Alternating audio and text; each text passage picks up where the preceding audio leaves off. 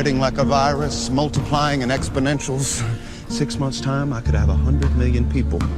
Converted ditch diggers, porn stars, and presidents. Not one would be the wiser. 100 million people who buy what I want them to buy and do pretty much damn well anything I figure they ought to do. I'm here to tell you, ladies and gentlemen, not a month goes by where I don't get a call at my institute by someone telling me that someone in the government implanted these things in their brain without them knowing. I'm not kidding. There are those that think, wait a minute. The last sanctified space is that of my consciousness, and you're using this stuff to invade that? You're right. Technology has always brought man to the front of a new era. Old religions die and new religions are born. And now we all have arrived at a turning point in history. Folks, we are about to be plugged into the Matrix for real. I'm not kidding. You can look around you and see it happening in real time. We have reached a new milestone where 4 billion people are now using the internet. Today, people want to kick out this reality and usher in a new reality. A world where you can be who you want, do what you want, to who you want, without the interference or consequence of morality or God. The movie The Matrix was just a tale of science fiction, yes, but it is beginning to look more like a documentary every day. Now, some may scoff at this idea and say, "You're just fear-mongering. That's not going to happen, you conspiracy theory nut." Well, I may be a nut, but there is no conspiracy when the information is made public to you. That's just you not being aware of it. So we are going to take a closer look at this, because right now, something is happening that you may not be aware of. A sentient simulation of our world in real time. No, this is not a video game, folks. But for those who think it is, I have a question. Are you ready, player one? What has gone from the drawing board to the reality is this: the use of neural interfacing and physiological interfacing through the idea of remote-controlled small-scale systems to create a nanoswarm of biopenetrable materials that you cannot see, that can penetrate all but the most robust biochemical filters, that are able to integrate themselves through a variety of membranes, mucous membranes, and wherever, mouth, nose, ears, eyes, and they can be done in such a level that their presence is almost impossible to detect, and as such, the attribution becomes exceedingly difficult to demonstrate. The idea here is to put minimal-sized electrodes in a network within a brain through only minimal intervention to be able to read and write into the brain function in real time, remotely. A group of scientists say we are closer than ever to creating technology which can merge with human biology in order to access the cloud in real time. Confused? Well, RT's Rachel Blevins is here and has all the details. Can you imagine technology that is so advanced it could provide you with instant access to the world's knowledge and artificial intelligence as soon as you think of a specific topic? According to a group of scientists, neural nanorobotics may be developed to enable a safe, secure, instantaneous, real-time interface between the human brain and both biological and non-biological computing systems. This level of technology could include brain-to-brain interfaces, brain-to-computer interfaces, and specifically brain-to-cloud interfaces. Technology linking the brain to the cloud could drastically alter the state of communications between humans and machines. So in order for this to become possible, the study noted that data transfer between living human brains and the cloud would likely require the use of supercomputers with artificial intelligence algorithms. While they say that there are supercomputers with processing speeds fast enough to handle the necessary volumes of data right now, they still have to create tiny devices that would be embedded deep in the brain. I can create small robotic units, controllable robotic units at the nanoscale, and that these too can be aerosolized. The idea here is to put minimal-sized electrodes in a network within a brain through only minimal intervention to be able to read and write into the brain function in real time, remotely. The senior author of the study noted that once inside the brain, the devices would then wirelessly transmit encoded information to and from a cloud-based supercomputer network for real-time brain state monitoring and data extraction. Such a breakthrough in technology has the power to transform communications, education, work, and the world as we know it.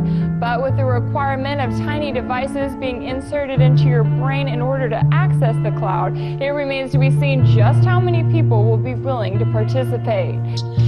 This is a very touchy area, but the disruptive effect can be huge. It can target key individuals and influence in ways that are kinetic and non-kinetic. The attitudes, beliefs, thoughts, emotions, activities, and relative vulnerabilities and predispositions of those individuals for whom may threaten us. It used to be that I need to be exceedingly close to someone to now influence them with a weapon, and now what we see is we create both distal potential as well as much more capable potential to affect them in a variety of different ways. A sentient being is simply a being that has feelings. So when you take that word and place it in front of the words world simulation, that should raise an eyebrow. Now, creating a world simulation is not a new concept. Even a sentient one has been attempted over and over. For the public, these often came in the form of video games. The problem with these models is that they have to be constantly changed and upgraded every time there is a major event, new trend, or change in the real world. The sentient world simulation does this automatically. So what this is a synthetic mirror of the world we live in. Not a piece of it, but the entire world. And this program constantly recalibrates the simulation based on real-time world events, trends, theories, economics, industry, almost everything you can think of that would contribute to an accurate model. Not to mention the individual pieces of data on every single person represented in the simulation. So to put this in perspective, what this is a digital clone of our world and everyone in it. Take a look. This is the front of my pen. This amount of nanomaterial, if be able to maintain and sustain with regard to its deliverability and aerosolization, could in fact affect all of you. And although it may not be that the sky is falling yet, folks, it looks like rain. Bring an umbrella. That said, what's going to rain down? This. The nanotechnology and the biotechnology filters down from the hydrosphere into the water supply and the food chain. And now every American, all 318 million Americans are infected. What do we do with the tools and techniques we have? What can we do and what should we do? Can we create designer brains? Are they targetable after birth? Are they modifiable throughout the lifespan? The answer to each one of these, ladies and gentlemen, is yes. I give you no science fiction in this lecture. I only give you science fact that may smell of something fictional or fantasy, but represents the reality of what we're capable of doing with the brain sciences. And what happens when we ultimately reverse engineer the brain and develop a machine that has cognitive capability and emotional capability? And before you go, oh, that's the stuff of science fiction. No, it's not.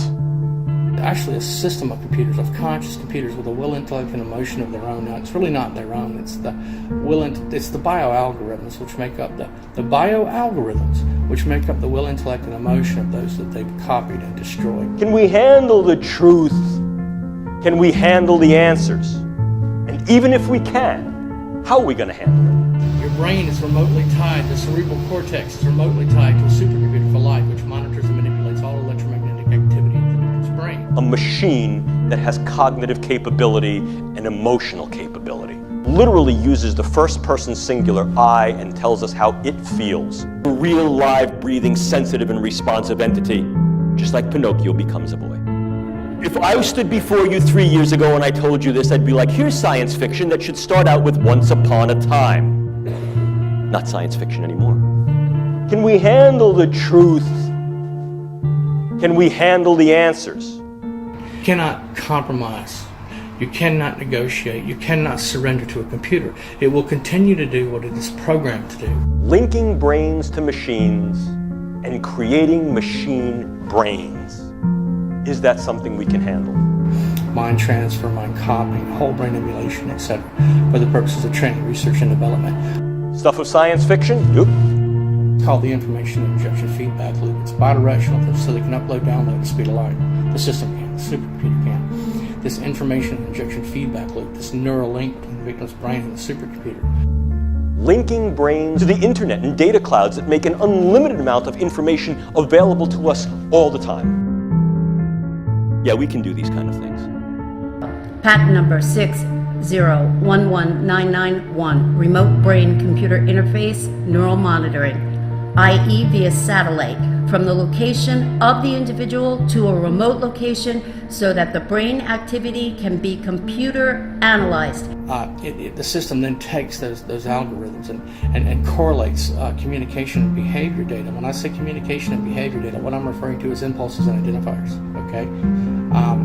And then that brain activity is then sampled, remotely measured, and then integrated back into RNN data